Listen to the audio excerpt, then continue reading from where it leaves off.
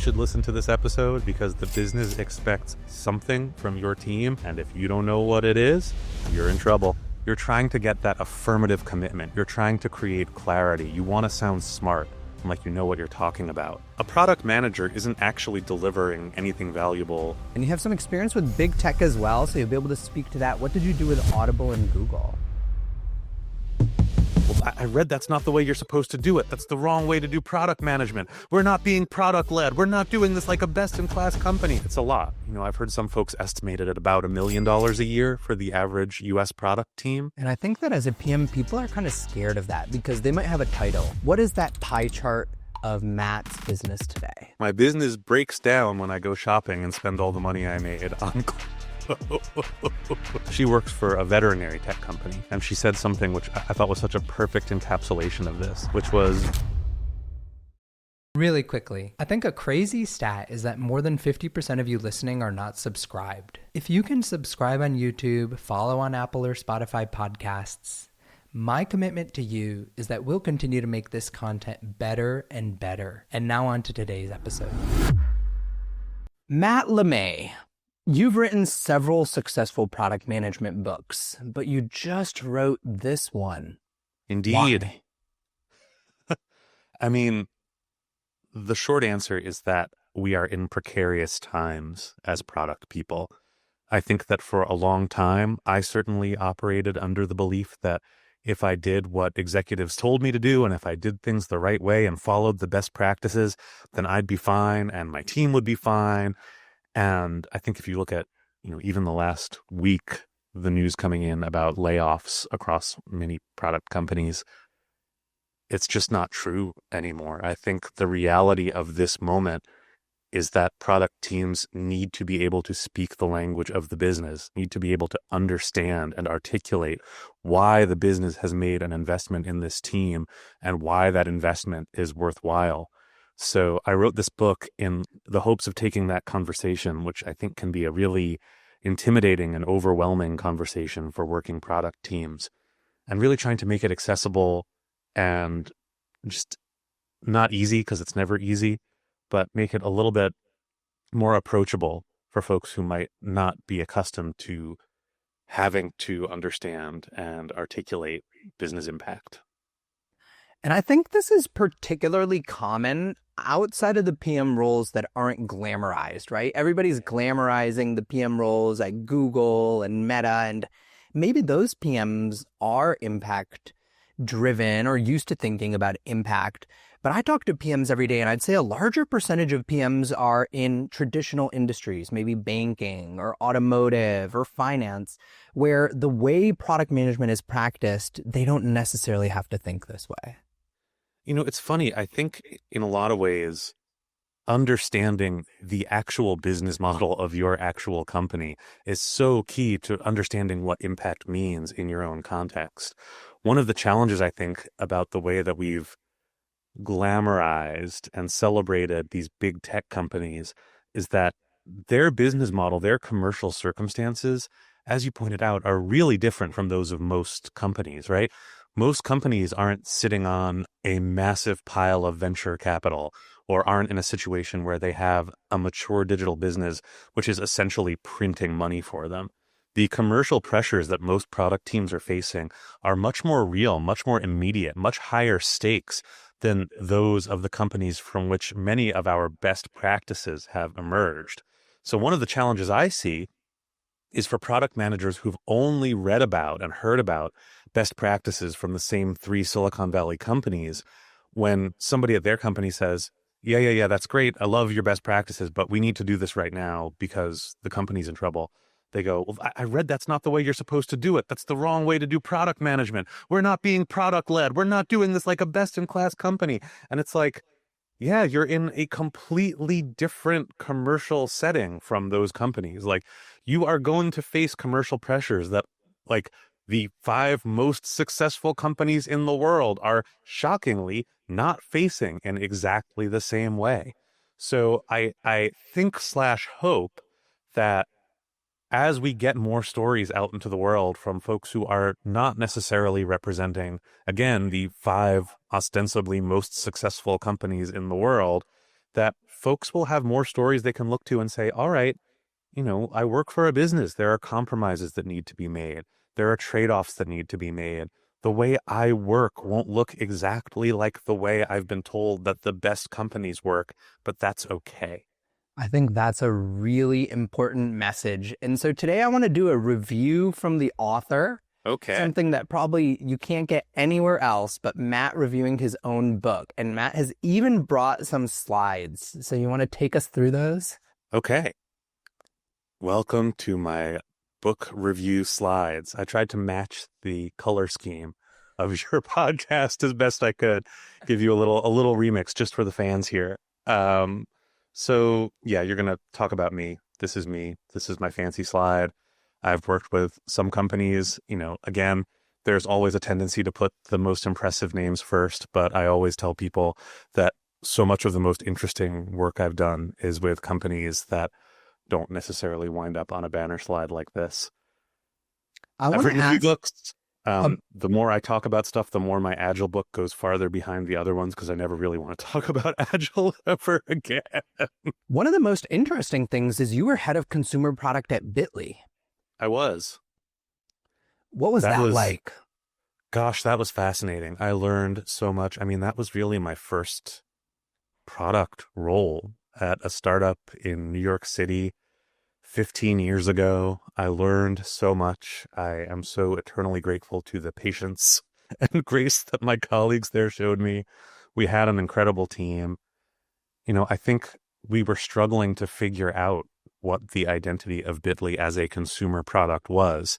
And my time there ended with most of my team going to the enterprise side because that was where we were making our money. And that's how Bitly has continued to be a successful business to this day. So I think my time there really taught me about how the coolest and most interesting work to do is not always the most impactful work. And at the end of the day, if you want the business to live to fight another day, it's about really committing to the business model that's working and putting your resources against that business model accordingly. Fascinating. And you have some experience with big tech as well, so you'll be able to speak to that. What did you do with Audible and Google? Audible, I did some training on storytelling, data storytelling, which was really fun. Spotify, I worked primarily with their marketing team, actually, which was really interesting, helping them do some research and understand the different ways that people consume music and audio. I was very lucky when I was living in the States to have a business partner named Trisha Wong, who is an incredible ethnographic researcher who taught me how to do that kind of work, which, I talk about it a little bit in product management in practice, but I think product managers are not innately good at research unless they have a little bit of practice. So I was very lucky to be trained up by somebody really good before I did that work for Spotify. I find that research, it's not something that's unlearnable. It's just something you need to be trained in. Absolutely. And I think people underestimate how uncomfortable it is. When you're used to working with stakeholders all day, you're trying to get that affirmative commitment. You're trying to create clarity. You want to sound smart and like you know what you're talking about. When you're doing user research, you don't want to sound too smart. You don't want to sound too knowledgeable. You don't want to go in there and tell people exactly what your product does and how it does it and why it's so great. So I think that mindset shift is really challenging for folks who haven't had a chance to practice it a few times. Awesome. So why do we care about being impact first? We care about being impact first because the business expects some kind of return on the investment it has made in every product team. Product teams are not cheap from an operational standpoint, right? If you have an expensive product manager, a few expensive developers, an expensive designer, plus the cost of coordinating that team, onboarding that team, it's a lot. I've heard some folks estimate it at about $1 million a year for the average US product team. Your team is there for a reason. At some point, somebody is going to look at the cost of your team and say, is this team delivering the return we expect from them? And if you don't know what that return is, if you cannot proactively manage the conversation of here is why our team's work is important to the business, then you run the risk that somebody's going to look at your team as a line item on a spreadsheet, say, why are we spending $1 million on this? And nobody in the room is going to have a good answer.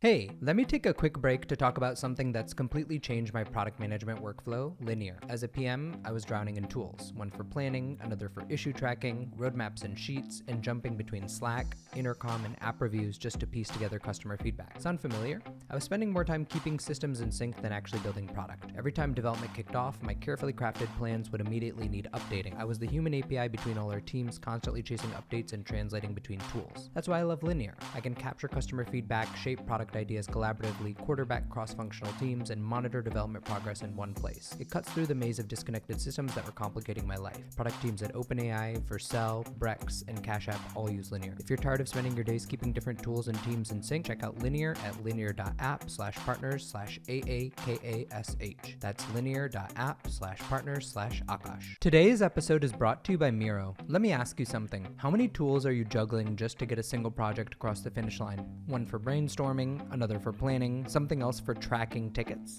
That's where Miro comes in. It becomes an all-in-one collaboration workspace. Whether you're consolidating user research from several interviews, developing and synthesizing product briefs or a wireframe, or project managing development, Miro brings everyone into the same space. It's fast, intuitive, and fully loaded with features like project templates, two-way Jira sync, and integration with software like Draw.io and PlantUML. Miro's AI features can be used to synthesize elements in a board to develop a ready-to-review product requirements document in seconds. If you're tired of tab overload and scattered workflows, try Miro. Head to Miro.com and see why over 90 million users choose Miro to guide from idea to outcome.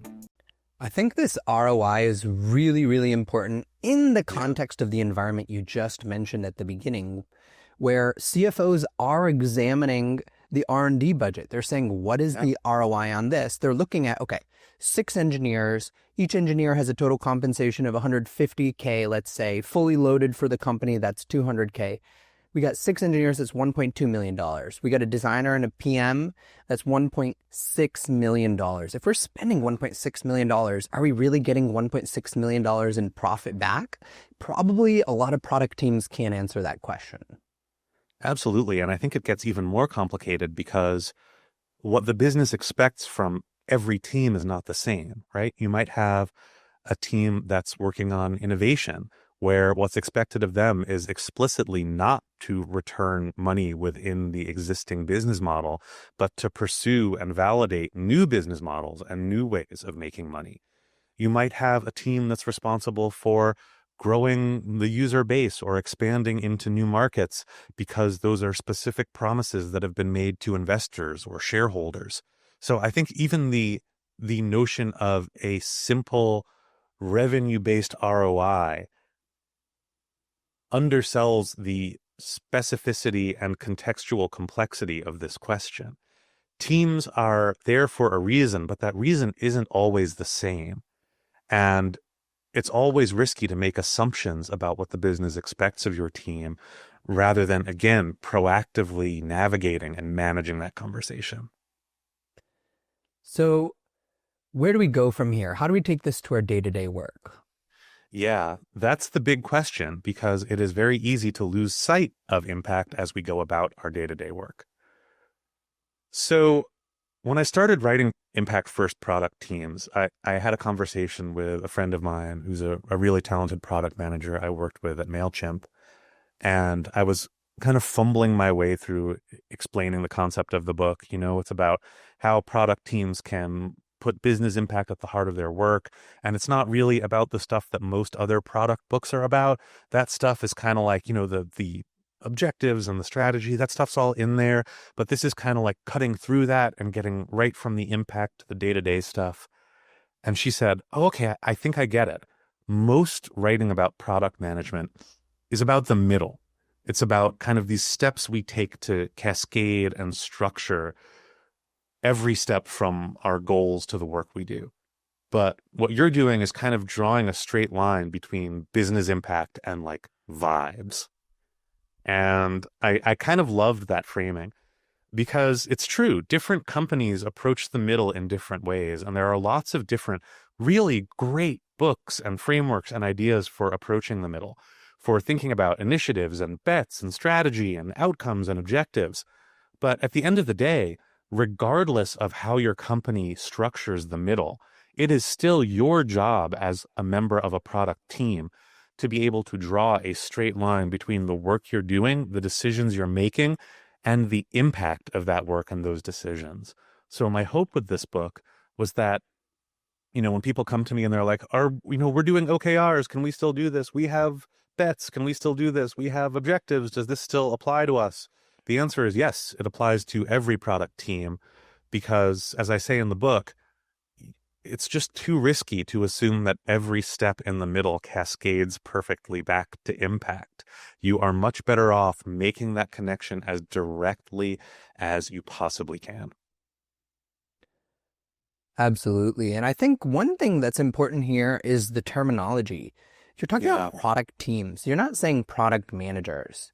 It's incumbent on the product manager probably to drive this activity, but it's also incumbent upon the designers and engineers to understand this, to question this, to help the PM if they are focusing on stuff that might not have the ROI so that the whole team has a positive ROI. Yeah, I'm really glad you brought that up because at the end of the day, it is the product team that is the unit that delivers value, right? A product manager isn't actually delivering anything valuable themselves. It always strikes me a bit curious when you have functional goals that are matrixed or in any way in tension with cross-functional team goals, because it's the team that's doing the work. The team is delivering the software that creates the value that delivers the impact for the business.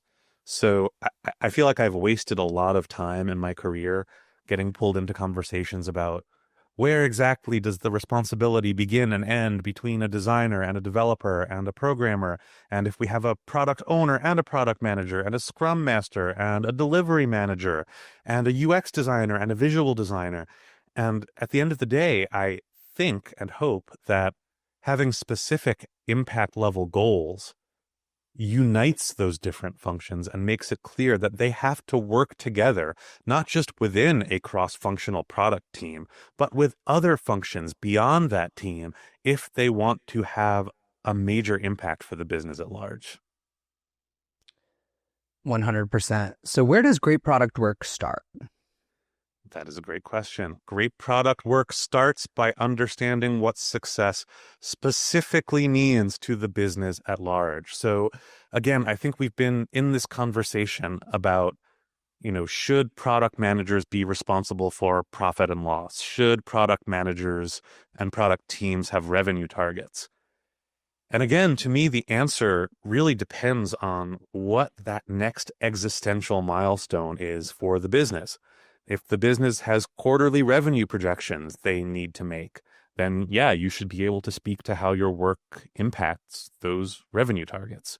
If you're a startup that's trying to raise the next round, it can get a little bit trickier, right? Because sometimes you're raising a round based on growth. Sometimes you actually want to be reinvesting all that money.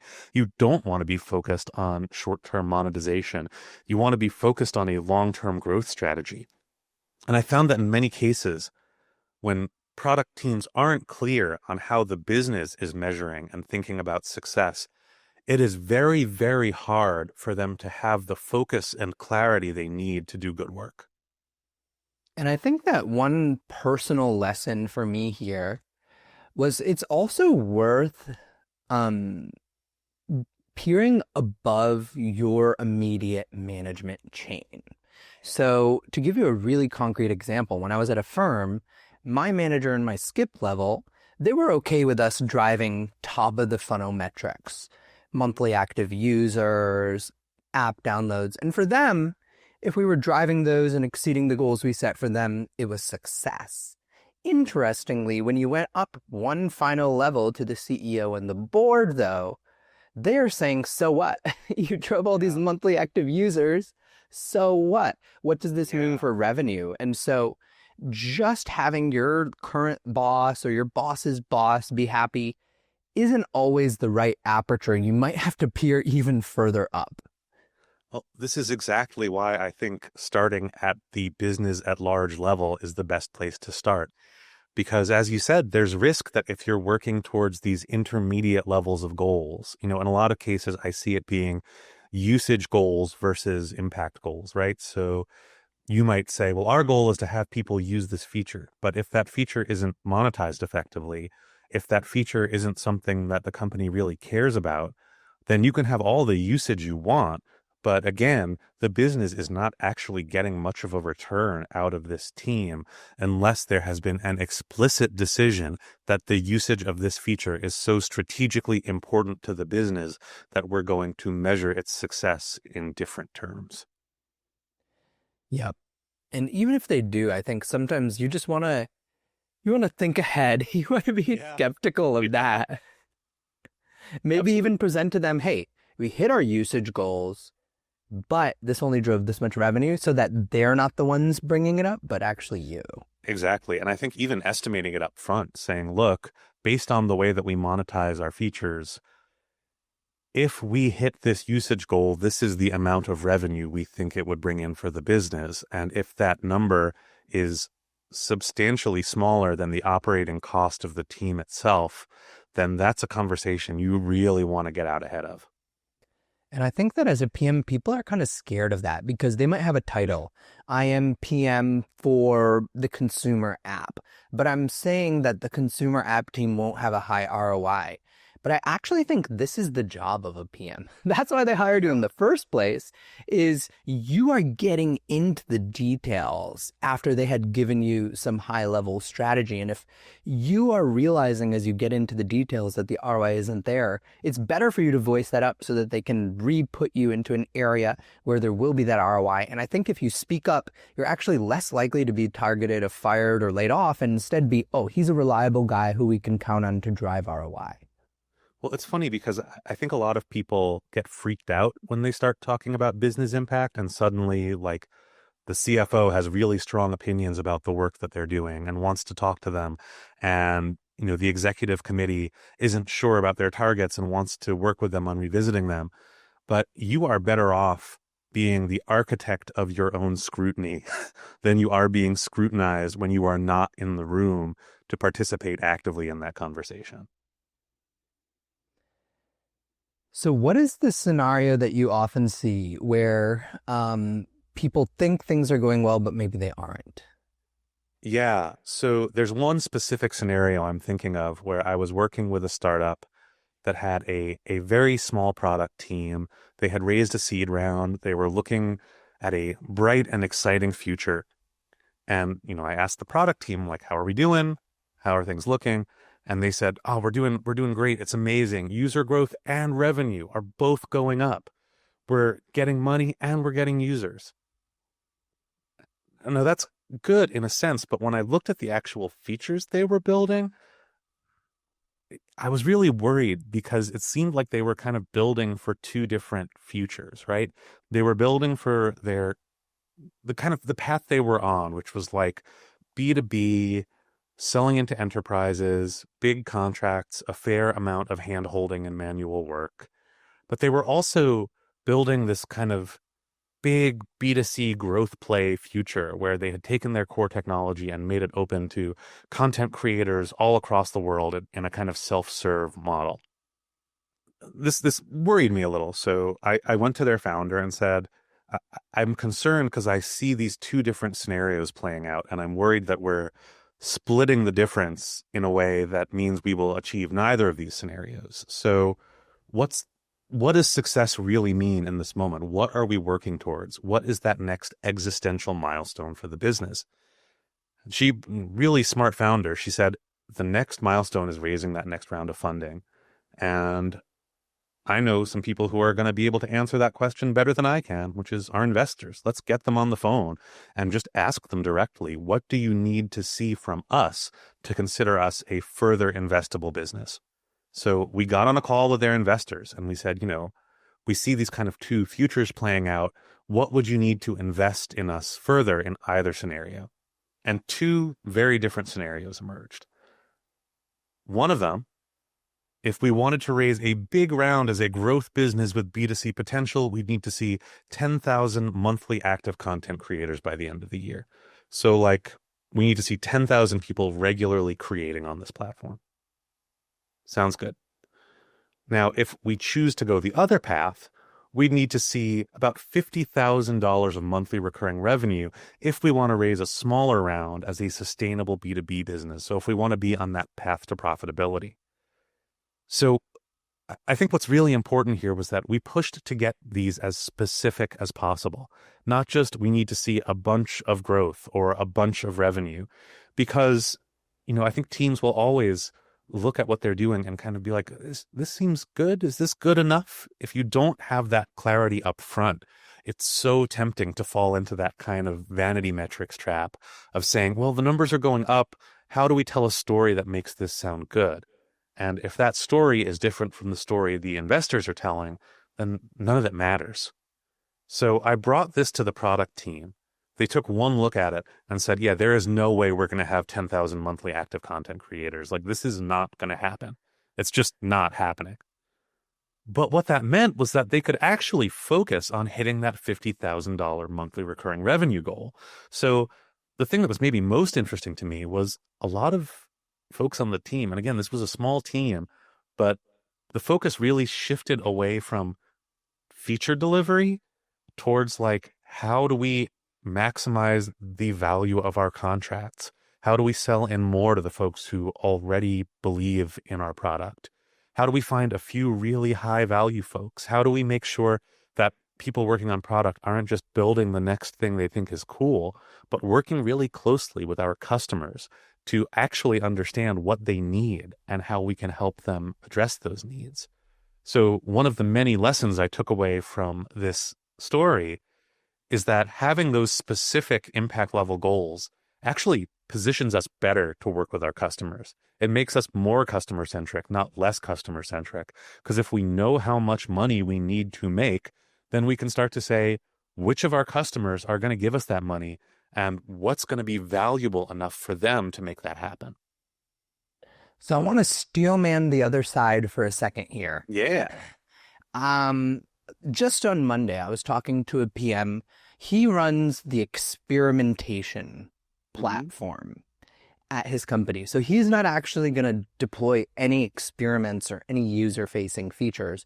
All he's going to do is make improvements to the experimentation culture at the company. How can he actually drive the bottom line? This is a great question. And a lot of folks from these kind of intermediate and supporting and operational teams come to me and say, this is nice, but how do we measure the impact of our work? And I was at Mind the Product a couple weeks ago, which is always a treat. And my friend Emily Tate gave a really great talk about that exact topic. How do you measure impact when you're a platform team? She works for a veterinary tech company, and she said something which I thought was such a perfect encapsulation of this, which was software doesn't vaccinate pets. In other words, if you are building something that is used by internal teams, you're probably not going to own the metric, but you should be able to speak to how your work is going to enhance the metric. So if you're working on a team that's building experimentation culture, what are the teams you're supporting?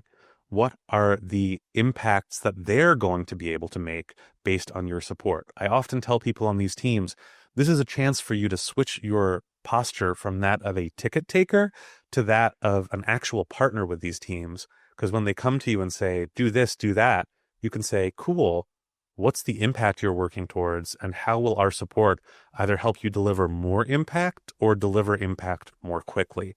And if you can have those conversations, then you're in a position not only to have a measurable, appreciable effect on impact, but also to build that culture of impact throughout the organization, through the teams you're working with.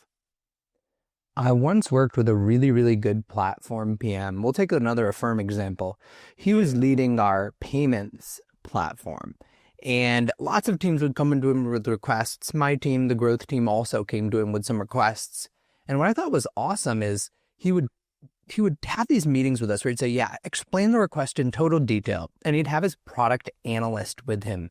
And then he'd have the product analyst work with our product analyst to estimate what is going to be the impact down the line if they build this for us and then we build the thing on top of that. And so he could really go back and compare amongst all the businesses, this is what the second order impact of what we're going to do will be. And I think that that's the type of mentality you want to have. Today's episode is brought to you by Amplitude. Building great digital products is hard. You know that better than anyone. Getting teams aligned, measuring what matters, and scaling your product strategy isn't easy. But what if you had a clear framework to guide your next steps? That's exactly what Amplitude built. They studied the best product teams to understand what really drives impact, and turn those insights into the Digital Experience Maturity Assessment. In 2 minutes, you'll be able to see where your team stands and what you can improve to build better products faster. Click the link in the caption to take the free assessment and get a clear path to product growth. Absolutely. I think that, again, that mentality where you're focused on not how do we break down goals until each team owns a metric with zero overlap, which is not how the real world works, but rather how do we work together so that we can maximize our contribution to the business at large. That's when really great work happens. So what is the question people should be asking themselves? Yeah, so the question, which is one of the 6 powerful questions in the book, is what are the measurable conditions that must be met for our business to be successful at a specific point in the future? This much of this measurable condition by this date. I worked with a company a while ago where they were struggling to figure this out, and they just wound up Googling the last town hall, right? Sometimes it's just like the CEO said this in a meeting and we all forgot about it. Or we put out an investor prospectus, which actually says really clearly that this is what the company's working towards. But I think if you can understand, again, that next existential milestone for the business at large, why it matters, what the stakes are for the business, then you can have that conversation in terms that will translate not just to your immediate layer of management, but all the way up to the CEO and the board. Because it's so different business by business, right? Your business it's might so be different. cost cutting at the time, and maybe you should be focused on how big your AWS or your OpenAI bill is. Your business might be really focused on revenue growth because they're raising another round of VC funding, or they might be a public company and trying to improve their profitability. So it's very important for you to understand what they're focused on.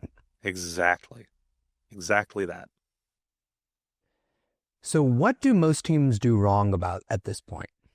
Yeah, so this is where I think the culture of goal settings at most companies is really badly broken.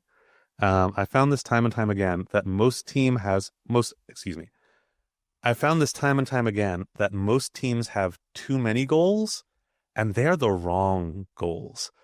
But it's this too many goals piece that really, it's OKR season right now. The whole notion of OKR season just drives me out of my mind.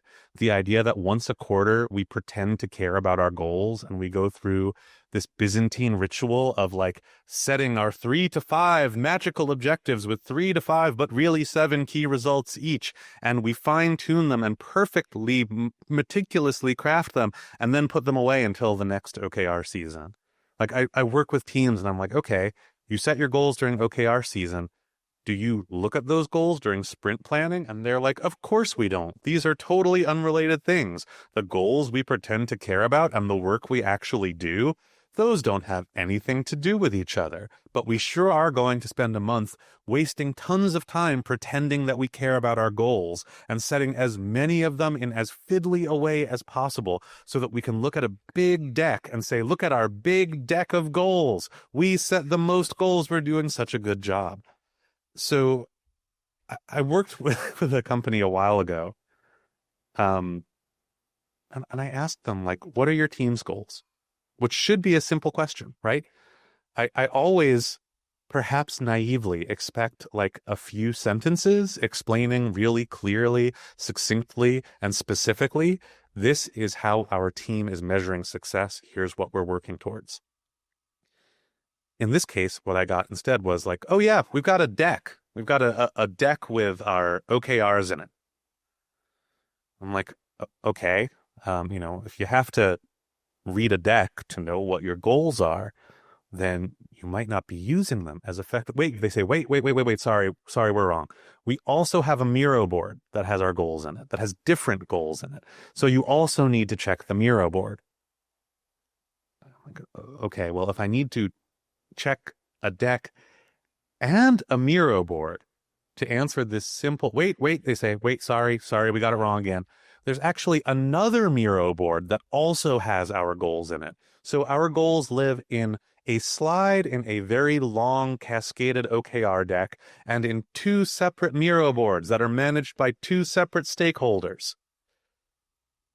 This sounds ridiculous, but I don't think it's uncommon. I don't think it's uncommon for teams to have multiple sources of truth that exist at numerous different altitudes and are all like ever so slightly in conflict with each other, to the point where it's impossible to know what success actually looks like in terms that can drive day-to-day decision making. So with this particular team, I had a workshop like I do. I really like this picture because you can see the guy to my right who is just like so not convinced by me totally feeling myself in this workshop. I'm like, I'm so professional. Look at me leaning over the table, and this guy is just like, yeah, okay, buddy. That's nice. Story of my life. But we basically tried to get the team to focus on a few of these simple statements, right? Success for this team means if we achieve this measurable result by this date. So we had two parts of the team kind of narrow this down, and we wound up with two options. One was, we are trying to build an excellent, amazing, stupendous platform to increase our team's profits by 20% in the next financial year. Okay, fair enough. Another team said, we are trying to build a wonderful, seamless platform to increase our team's profits from £20 million to £100 million in the next financial year. One of these things is not like the other, and there are only two things here. This was really interesting because both segments of this team understood the broad strokes of what was expected of them, right? They were building a new platform, and the company was expecting that platform to deliver an increase in revenue in the next financial year. But the big question was, is that a 20% increase or a 500% increase? And, I kind of put it to the floor. Okay, where are these numbers coming from? And the folks on the 20% side were like, well, that seemed like a good number. 20% feels strong and solid. And one person in the other segment said, no, we actually had a meeting with company leadership where they shared this £100 million goal.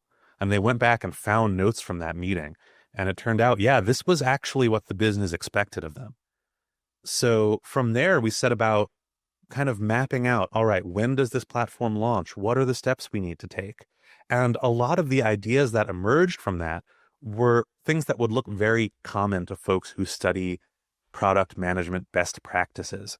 It was a lot of, we need to test and learn earlier. We need to look if we can monetize smaller portions of the platform before we develop the platform and launch it as one big bang. And it was interesting to me because I feel like if I had just had a workshop with them where I said, here are some best practices, they would have said, that's nice, we're really busy. But when you have these stakes attached, when you can really get a team to see clearly just what the business expects from them, then a lot of the things that we talk about as abstract best practices, doing discovery, shipping more frequently, actually become critical for the success of the team. So how should people structure their goals? Yeah, this is a great question. And my answer doesn't come from me, actually. It comes from Christina Wadkey, whose book Radical Focus is one of my favorite business books ever. I will take a moment to note that Christina Wadkey positively blurbed my book, which is such an enormous honor for me. So yeah, exactly. It's right there on the back cover. That one was definitely going on the cover.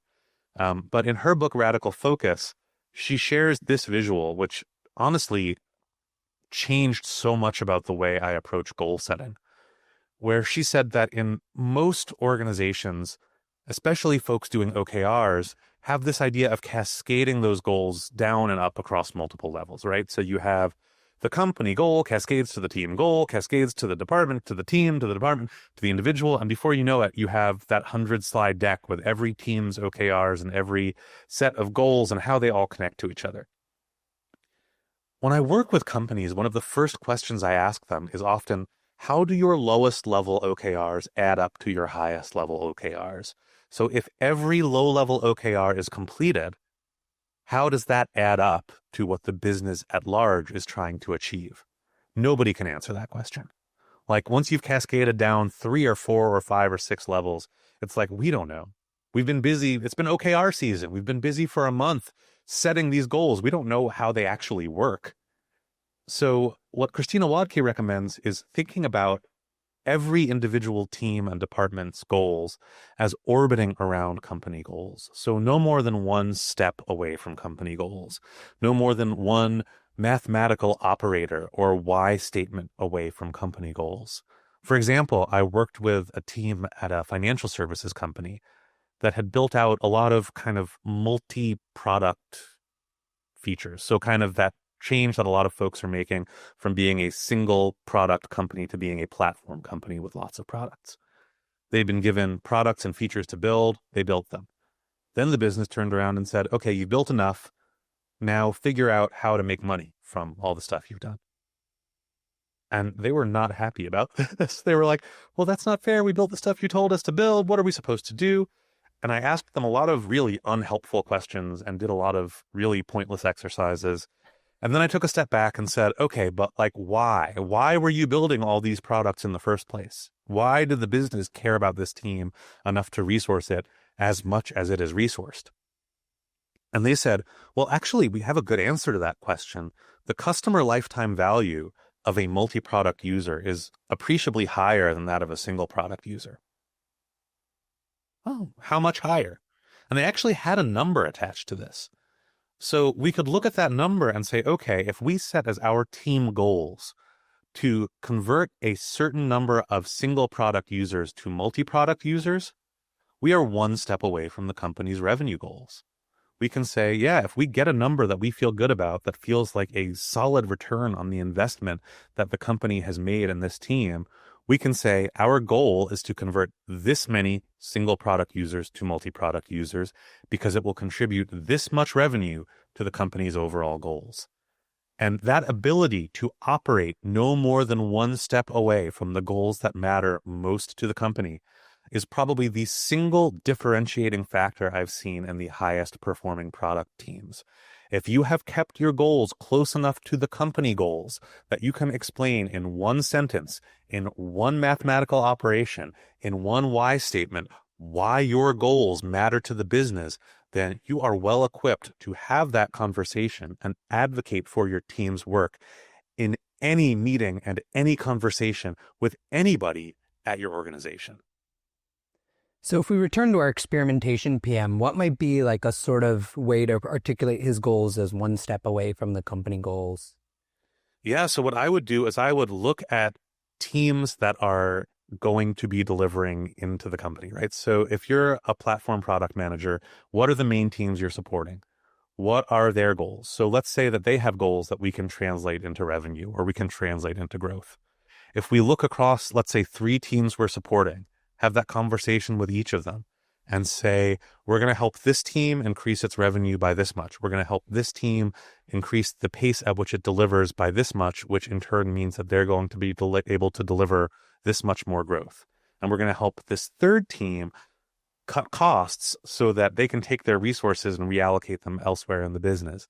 That means we have X amount of new revenue coming in, Y amount of new users joining the company, joining the product rather, and Z amount of cost savings. So we've got those measures in terms which, again, matter to the business at large. So it seems like it's basically the CFO test. Can you articulate your impact in a way that a CFO would actually be nodding their head? Absolutely, because the CFO, again, when I talk about the person who's going to be looking at you on a spreadsheet and deciding your fate, that person is often a CFO. And again, if your CFO is curious about the work you're doing, I don't think that's a bad thing at all. I think that's much better than having your CFO see your team as an expense on a spreadsheet and say, who are these people and why have I never heard of them? So what do most organizations get wrong when trying to do this? Yeah, I mean, most organizations, and again, we have a tendency to kind of deify these big tech companies, but I think you can see this in their products as well. They are set up to perpetuate low impact work. Most organizations, especially larger, more complex organizations, perpetuate low impact work through a system I call the low impact death spiral. And I want to walk you through how this works. So it starts with teams taking on low impact work because, let's face it, low impact work is easier. It invites less scrutiny. It's fun to build new features where there's no sense that what we're working on might make something worse or might run afoul of another team's work. If we're building some shiny new little bauble, then we get to point at it and say, look, we used to have no shiny bauble. Now we have shiny bauble. Hooray for us. We all celebrate. The problem is that low impact work leads to more complicated products. And I think that if you look at most modern best-in-class products, many of them feel like grab bags of features more than curated and streamlined experiences. There was an article in Nature magazine a couple years ago about how the human brain struggles to grasp at subtractive solutions. Our first instinct is almost always to add something. A lot of product managers I know were sharing this article because, again, if you look at nearly any digital experience, it's like we added this feature, we added that feature, we added all these different features, so many features. Pick from your menu of menus of features and you'll get a feature. Now, internally, what that means is that there are more conflicts and dependencies to manage, right? We have teams that are really struggling to do impactful work because when you have 100 little fiddly features, which all have tiny little dependencies between them, then it's just harder and harder to do work that actually touches the commercial core of a product. So what does that mean? It means that teams have even less reason to do high impact work. So they do more and more low impact work. And this cycle perpetuates itself until you wind up with, 10 or 20 or 30 or 100 product teams optimizing isolated features or product areas and actively avoiding working on the things that will actually deliver the most impact for the business. The analogy I use sometimes is, imagine if you're building a car, would you rather fine-tune the engine or put rhinestones on the top of the car, right? If you'd rather, the rhinestones sound like way more fun. I'd much rather be putting glitter and decorations on the hood of a car than getting my hands dirty trying to tune the engine. So if you have 100 product teams decorating the hood of a car, first of all, the hood of the car is going to look really crowded and cluttered. But second of all, when you need to fix the engine, the hood of the car is going to be too heavy to lift. And a lot of products I've worked on feel that way, where you've had so many folks adding these little ornamental and extraneous flourishes to the product to the point where actually overhauling the part of the product that is at the core of the business model starts to feel impossible. And way more work than it needs to be. Way more work than it needs to be. And here's the part that really kills me. Most companies just see this bit of it. They just see the dependencies and think that they have a dependency management or portfolio management problem. They say, oh, we have too many meetings. We have too many different teams. We have to do a reorg. We have to add another layer of program management. And of course, what winds up happening is the reorg further distracts everybody from the impactful work they could be doing. The program management layer adds more bureaucracy that teams need to go through in order to do impactful work, which in turn further incentivizes them to do low impact work. So attempts to fix this cycle by treating the symptoms actually exacerbate the root cause and further encourage teams to do low impact work. That's why I wrote this book for product teams, because it is ultimately incumbent upon those teams to break this cycle, to say we're not going to do the work that's easiest, that invites the least scrutiny, that's the most fun and kind of playful and has no stakes and doesn't actually affect our business model. If we want to be impact first teams, we need to be brave and be willing to step forward and say, yeah, we're going to do work that has risk, that has stakes, but it's the work that is most likely to actually help us succeed as a business.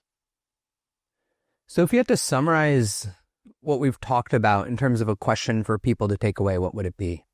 Yeah, so this is the first question I ask a lot of teams I work with. If you were the CEO of this company, would you fully fund this team? And I love asking this question because it's a subtle way of getting to a mindset shift, right? If I ask folks to defend their team's work, nobody's happy about that, right? They understandably get defensive because I am asking them to defend something. If I ask them, like, why does this work matter? They're like, reasons. But if you ask them to think like they're responsible for the company, then it's a gentle way of realigning them to understand that their team comes at a cost, right? This team is funded, and presumably somebody somewhere is looking to get some return on that amount of resources that has been allocated towards this team. Twice I've worked with teams that have disbanded themselves after I've asked them this question, that have basically said, we've got really talented people on this team, but the way we're set up, the way that those talented people are organized, the tasks we've been given are actually selling our talents short. We're going to be more impactful if we take, the 5 talented engineers on this team and reshuffle them into the parts of the organization that are really under-resourced for the impact that they need to have. So again, I ask this question in the hopes that it will help product teams understand that their success and the success of the business are always already connected. That if they go off and they say, well, I'm going to build this. I know it doesn't really matter to the business, but somebody told me to do it, so I'm probably okay. You might not be okay. If you are proactively aligning your work with the success of the business, then you are taking the reality of your job and you're embracing it. You're strengthening it. You're putting your team in a position to do work that really matters and that has value that everybody can understand. So I have to stand up for the other side again because I think there are a lot of, especially I'm going to call out these titles here, product owners, agile coaches, scrum masters, who they feel like if they do this work, first of all, it's going to take a lot of time that is not the type of work that people with their title are doing. Yeah. Second of all, that the teams aren't going to be receptive to the results of this work. They're going to say, hey, I thought you were organizing our Jira tickets. I thought you were going to make sure that our Kanban boards were up to date. Those aren't up to date. You're coming to me with this other information that our work isn't going to be high impact. Just scram. Yeah, I mean, I think this whole question of when we have these kind of ambiguous product and product adjacent roles, who owns what, who's strategic, who's tactical, these are largely pointless and damaging conversations, right? Because you wind up with people who are basically told not to think, who might have a lot of really good insight, who might be looking at the way the team operates and saying, hey, I've been managing our Jira tickets and I can tell that we're spending most of our time working on stuff that doesn't matter. And when those people are told, yeah, that's nice, go manage our Jira tickets, it is a huge wasted opportunity. One of my favorite stories in my other product book, in Product Management and Practice, comes from a program manager and a project manager who worked together to create a strategic hierarchy of needs for their team. So they could basically say, look, until we have a team strategy, we shouldn't be wasting our time talking about why we need more resources. Until we understand why our work matters, let's stop wasting our time talking about our internal team processes and really focus on having the conversations we need to have that impact. So, I feel for folks in that situation because I think when there are multiple slightly ambiguously overlapping product, program, project titles, folks can get territorial. But to me, that territorial approach never yields good results. Awesome. So I think that concludes our book review from the author of Impact First Product Teams. So You transitioned us perfectly into the next area, which is your book, Product Management in Practice. And I want to read you a Reddit comment because Reddit isn't known for the nicest things out there. This is what they said. Most PM books are hypothetical and are not applicable to my work at all, but this book actually is. Why do you think that your book drove that kind of a response? It's funny, like the Reddit product management community has been so supportive of my book, and I am so terrified that they're going to turn on me. This new one. I'm like, it's really embarrassing, but I'm like checking it. I'm like, do they still like me? Are they still saying nice things? Are they going to be mean to me? I hope they're not mean to me. And if you're listening to this and you are a member of the Reddit product community, please don't be mean to me. I will cry. I am very sensitive. But I think I think part of the reason I wrote Product Management in Practice was that when I started doing this work, I felt like a lot of the frameworks and again, those best practices from these same 5 Silicon Valley companies, like I couldn't work that way. And I felt like that was my failure. I felt like if the way I was working didn't align to this idealized vision, that it meant I was a failure. Now, it took me years to realize that those idealized visions are actually really useful, that understanding how and why certain companies work, taking a look at those best practices, those stories, treating them as what I call useful fictions, being like, okay, this might be sanitized and kind of glossed over, but there's something really valuable here.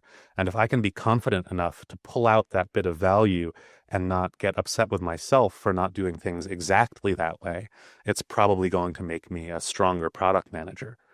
So my goal with Product Management in Practice was to write a book that's like, yeah, you're not always going to own the roadmap. You're not always going to be this like visionary. You're not always going to feel like you're inventing new products that change the world and make everybody happy and building things that like people love. Like it's a nice idea. And sometimes it does feel like that. A lot of the time, it feels like you're just kind of slogging through a lot of really challenging conversations to try to make these little kind of like hard-won incremental improvements. And I think it's really important that we recognize and celebrate those product people as well. 100%. So I want to turn to some advice because there's so many points. We're 2 old heads now in product at this point where people want to hear like, what did we learn? So let's say an aspiring PM just joined your company and you had to tell him 10 things at the start of his journey. What would they be? The first thing I would say is it's how you learn, not what you know. In other words, you're not going to walk in with a complete set of the knowledge you need to do this role day to day, because nobody ever walks into a product management role with the complete knowledge they need to do their work day to day. And the challenge is less like, do you come in knowing everything and being able to speak confidently to the product, the market, the technology? It's more, can you be open and curious enough to learn those things in context without getting defensive? Can you say, I don't know, if you don't know? Can you ask the question if you need to ask the question? One of the guiding principles I have in product management and practice is clarity over comfort. And I still really like talking about that because I think it speaks to how it feels to do product management, right? I'm sure you've been in the situation too, where you're in a meeting with like some really important person and they're saying like, we're launching the product next week. And you're thinking like, we're launching a closed beta of the product to like 10 people next week, but I don't want to contradict this really important person in the meeting. So I'm just going to nod and pretend that they read the email I sent them last week. And if they come to me, say, well, technically I sent you that email last week. So boop, not me. And then a week later, you have that person, hypothetically, of course, walking over to your desk saying, hey, why haven't I seen a blog post about our new feature? And you say, well, technically, I sent you an email a week ago saying it was a closed beta. And the rest of the conversation does not go well. So I think so much of this, and this speaks to that curiosity as well, is the willingness to work through discomfort, to say, okay, clarity is hard won. We don't just have clarity until we lose it. Actually getting clarity is really hard work. It's not going to make everyone happy. It's not going to feel good all the time, but it's my job. 100%. What other advice would you have for those early career PMs? Yeah, I mean, I think the other thing I tell people, and this is newer advice that I have based on the research I did for impact first product teams. The thing that surprised me the most when researching impact first product teams is that the commercially minded product managers I spoke to were also the happiest product managers. I did not expect this because I figured how stressful must it be to be accountable to business and market and customer level outcomes outside of your control, right? If you're accountable to revenue, you can't just check the box and say, boom, we generated the revenue. Your success depends on things outside of your control, and that's got to be really stressful and scary. But when I talked to these product managers, they said, well, yeah, of course, your success does depend on things outside of your control. The success of your business depends on customer behaviors and market dynamics that are outside of your control. And once you embrace and accept that, you can fight the fights that are worth fighting and then go home at the end of the day, right? Once you recognize that, yeah, I work for a business and my job is to prioritize the work that means the most to the business, then you can prioritize that work. You can fight the battles that are really important for delivering that work. And then at the end of the day, you did your best. You go home. The most unhappy product managers I talked to throughout my career are the ones who feel like they are on a sacred mission to get their company to do things the right way. The ones who are like, my company doesn't understand product. They're not product led. They don't follow best practices. There's literally nothing I can do, and I must fight the business. I must fight the people who sign my paycheck until I get them to see that they are doing things all wrong. And it's like, good luck with that. Have fun. But like, you are going to expend all your energy on things that do not generate value for the business, that do not generate value for your customers, and that just put you in this toxic, twisted position of feeling like you are constantly at war with your own business. Those are the most unhappy product managers. And I've been that product manager. I've been that person who says, like, we can't do anything. I don't have the empowerment I need to do anything that matters. I'm not really making decisions. We're a feature factory. I'm just being told what to do. I have a micromanaging boss. I don't have autonomy. And like, some or all of those things may be true, but at the end of the day, it's not your job to consistently and annoyingly point that out to everybody in earshot. It's your job to do the best you can to deliver a return on the investment that the company has made in your team. So in product management and practice, I interviewed a really great product leader named Rachel Dixon. And she said, I wish the advice somebody had given me is focus on your product, your team, and your mental health. Don't worry about whether or not your company is doing product the right way. And I think that is phenomenal, phenomenal advice. It is awesome advice. And I do want to I want to play the devil's advocate so that the people listening, they don't say, hey, Aakash, you're being too easy on Matt here. I want to know, like, when I was in charge of metrics, I was, for instance, a VP of products. I was in charge of all of our self-serve revenue. One of the hardest things for me is, and luckily we didn't have the type of company where we just looked at OKRs once a quarter, but we were actually tracking on a weekly basis in a weekly business review because I was a VP with the CEO, how I'm doing towards my goals towards self-serve revenue, right? And it was the hardest part for me was going into meeting after meeting, week after week with the CEO and saying, yeah, we had these experiments lined up, but they failed, which, as we know, more than 50% of experiments fail. We had these big features lined up, but they didn't hit the goals. And as we know, 70% of features don't hit their goals. And we had these assumptions that our marketing team was going to be able to drive 35% more leads, but they're only driving 20% more leads. When I would present that type of nuanced picture on a week-on-week basis, it felt unsatisfying to me. How do you deal with that when you're not hitting your impact goals that you have set out, but it might not exactly be within your control? Yeah, I mean, I think it feeling unsatisfying makes sense. I think, we talk about fail fast, but failing doesn't feel good. And the reality remains that if your business fails to meet its goals, there might be repercussions that affect your life negatively. That's the reality of working for a business. And I think we ignore or smooth over that reality at our own detriment sometimes.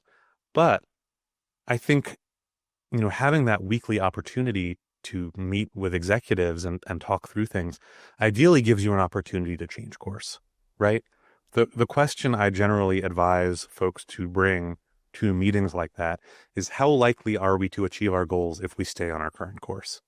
And if over time we get less and less confident, we need to change something. We need to pursue all the different avenues at our disposal to get where we're needing to go. So I think ideally, those meetings exist not to flagellate ourselves and cast blame at each other, but rather to say, what are the changes we need to make to maximize the likelihood that we're going to achieve our goals? And again, those conversations aren't easy. And if we keep trying things and nothing's working, that's not going to feel good. And it might put us in a very unfortunate position. But again, that's the reality of doing this work. Our fate and the fate of our business are intertwined. We do the best we can, and we communicate honestly. Love it. I want to switch gears now. We've been talking about advice for PMs. A lot of people are going to be interested in Matt, you yourself, Matt, the business. And so I want to hear a little bit more about how your business breaks down. What is that pie chart of Matt's business today? My business breaks down when I go shopping and spend all the money I made on clothes, which I'm about to go to New York and LA and some other places in the States that have phenomenal vintage shopping. So pray for me. But yeah, I mean, I think I don't have ambitions to build like a scalable consultancy.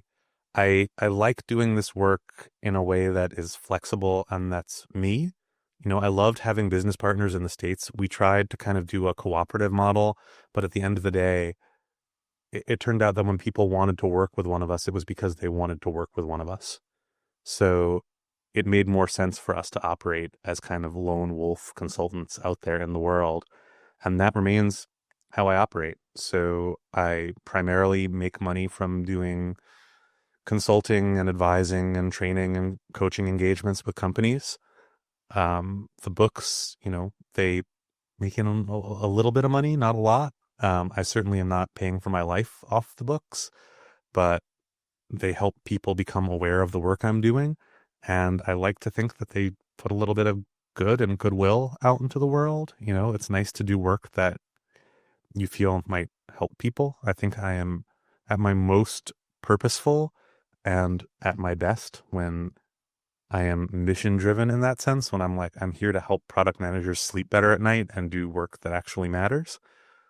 But the business of Matt is like pretty slapdash and opportunistic, in part because it gives me flexibility to travel and to play music and to cook food and to do things in my life that I'm very lucky and grateful to be able to do. So, takeaway, writing a highly celebrated PM book does not necessarily make you rich. No, it certainly doesn't make you rich, to be clear. Also, this is a weird thing to say, but it's funny because like on my resume, I'm like, I worked with a company that got acquired by Google. I did not get rich from that. I worked with a company that got acquired by Intuit. I was a consultant, did not get rich from that. I am not rich, and I have not yet gotten rich. So just to be clear, I think there is this sense that like, I think we put a lot of stock in the stories people tell about themselves, and people can be quite strategic about the stories they tell about themselves.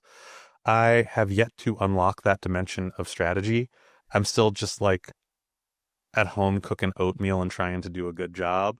So that's the vibe I bring to the function. So you were a writer at one of my favorite publications. I don't know if it still exists. I feel like it's been through many ownership changes. Yeah, Pitchfork. Did that contribute to you wanting to be a writer? How did that play a role in your journey? I think I've always been a writer. I think that's before I was anything else, I was a communicator. Both my parents were writers. That challenge of communicating something in a way that resonates with people is something I've always been really drawn to. Music writing is an interesting challenge because you're trying to describe something which people can experience, right? You can listen, especially now with streaming, it's like you can just listen to something. You don't need me to tell you what it sounds like. Like, it was different when I was writing in 2000, 2001.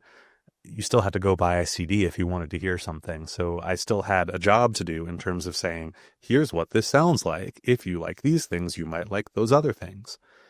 But I think part of the reason my books hopefully resonate with people is that I'm a writer. I write my own books. I write my own blog posts. I write my own LinkedIn updates. I've been a writer for longer than I've been anything else. And I identify as a writer and a communicator first and foremost. So I've been doing the audiobook version of Impact First Product Teams, which is why I have my good microphone set up. And it's nice reading it because I'm like, this reads like it was written by a writer. This reads well, like it flows, it makes sense. And especially as we've done a really good job. We're like an hour in and we haven't talked about AI. So kudos to both of us for that. I love that for us. But I think especially as we get into an era where boilerplate defensible writing is available on tap, writing with voice and personality and honesty and vulnerability is going to be really important. And I hope that's something people recognize in my work. It's rarer than ever, actually, I think, because way too many people are using those tools. That's, I think, the only hope we have as writers is we're going to continue to have our unique voice. And I actually channeled Pitchfork a lot. I think about those reviews I used to read when I was in high school when I'm writing, because it's like you want to have a rhythm to what you're talking about. One of the things that I find that ChatGPT and Claude can't do is that rhythmic style of writing. It's like everything is just following the same sort of boilerplate pattern that they have in there. And so that, I think, is the room for us. But the other takeaway from your business was that you're doing most well with consulting, training, and workshops. So I want to end with, if people want to pursue your path, how do you land roles like being a consultant at Intuit, being a consultant at Spotify? Be honest about your point of view. Your perspective is the most valuable thing you have. If you don't have a perspective that you hold to honestly, then it is a race to the bottom. I probably lose 50 to 70% of the prospects I have because I stay firm in my point of view, which is to say, I'm not big on like, here's why you should reorg this way. I'm not big on like, these are the frameworks and models I'm going to teach your team. I'm pretty solid about, this is connective human work, and I'm going to approach it in a connective and human way. And I'm going to talk to people, and I'm going to be really honest with them about what I see this role as being and how I think they can succeed at it. I've lost some contracts I was very excited about because it's been very clear to me when I'm talking to folks that I'm not thinking about this role and this work the same way that they are. I've also lost some work, some fractional and consulting work because, I have a really strict policy that I won't evaluate people until I've had a chance to set their expectations clearly. So that also has been a blocker for me at times. But what that's meant is that when I do partner with somebody, when I do work with a company, I know it's somebody with whom I'm kind of ethically and philosophically aligned enough that we're going to have that trust. And we're hopefully going to be able to build on that partnership. My contract with MailChimp started as a 3-month contract and became 3 years of working together because, that company had a really, really strong point of view and moral compass. And working with them, I think we found ourselves really aligned on how to approach this work and how to talk to people. And the idea that, I wasn't there to tell the program managers, this is your job, don't overstep it. And the product owners, this is your job, don't overstep it. But to really help people work together and figure out what goals they were working towards and how to achieve them. So if you don't have a point of view that you believe in, then you have very little. So the way the consulting business works is you do marketing with the books, with speaking at things like Mind the Product and posting on LinkedIn. That generates enough inbound for you to your LinkedIn and email inboxes that you're heavily qualifying these people before you work with them. And then when you work with them, you're trying to set up long-term relationships. Did I get that right? Yeah, that's exactly it. I mean, I think, it's funny. When I wrote the book about Agile that I wrote, I found that a lot of the folks coming in, Agile is such a, I don't even know what it is. It's a topic. It's a thing. It's made up. People have strong opinions about it. Those opinions make me very tired. I found that the leads coming in from there were less qualified, and I was having more conversations that I just didn't feel great about, and I didn't feel like I was having the impact I necessarily wanted to have. So again, I think the more you can put your point of view out there into the world authentically, you're not trying to impress everybody. You're trying to find your people and find the people who are going to look at that and say, yeah, that's the perspective I want to bring into this organization. So, again, my hope with this book is that it will help folks who understand the importance of business impact and who are looking to have that impact, but also understand that these conversations are difficult, that there's no magic one-size-fits-all framework that's going to make every company successful on the same terms, that this is contextual work, this is conversational work. This is not, check a box, follow a framework, all the numbers go up and to the right. This is steps you can take, questions you can ask, conversations you can have to help align your team towards the reality that their success depends on customers and markets and things outside of their control. What a way to end it. Well, Matt, thank you so much for spending some time here with the podcast. Thank you, Aakash. This has been really fun. I really hope you guys enjoyed that episode. It would mean a ton to me and the team if you could please subscribe on YouTube, follow on Apple and Spotify podcasts, and leave a rating and review. Those ratings and reviews really help grow the show and help other people discover the show. And they help fund the production so that we can do bigger and better productions. Can't wait to share the next episode with you. Until then, see you later.